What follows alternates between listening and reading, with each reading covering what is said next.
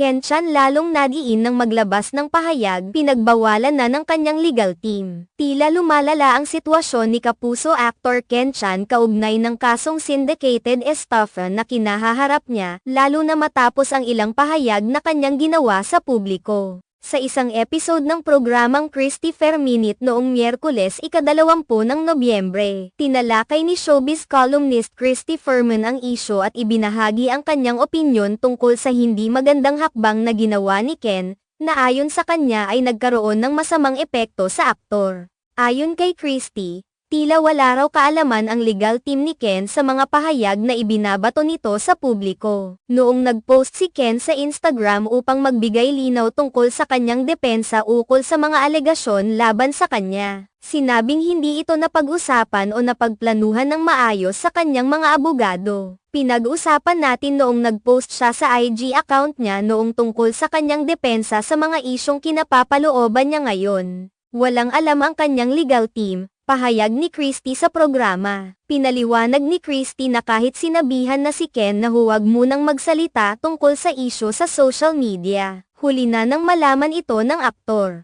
Ayon kay Romel Chica, co-host ni Christy, nagawa na ng aktor ang mga pahayag na maaaring magdulot ng mas maraming komplikasyon sa kanyang kaso. Sinabihan na siya, kaya lang huli na noong sabihan siya. Nagawa na, ani Romel. Nabanggit din niya na sa mga pahayag ni Ken sa social media, dumagsa ang mga komento mula sa mga tao at nagbigay daan pa para sa karagdagang mga reklamo laban sa aktor, na maaaring magpalala pa ng sitwasyon.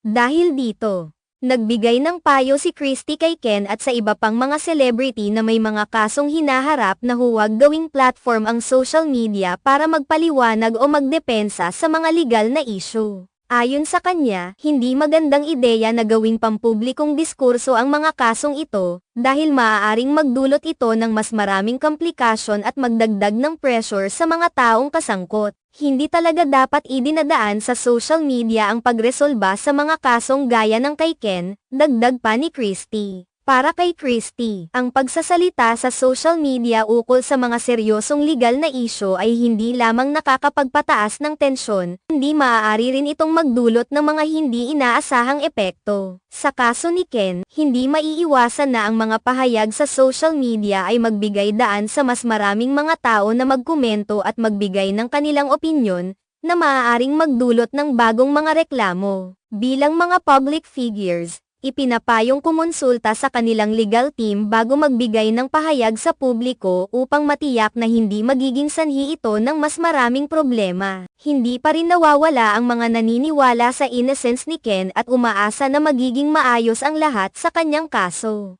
Ngunit malinaw na nagkaroon siya ng miscommunication sa pagitan ng kanyang legal team at ang paraan ng kanyang pagpapaliwanag sa publiko. Ang mga ganitong insidente ay nagiging leksyon hindi lamang kay Ken, kundi pati na rin sa iba pang mga sikat na personalidad na maaaring mawalan ng direksyon sa kabila ng mga seryosong isyong kanilang kinahaharap.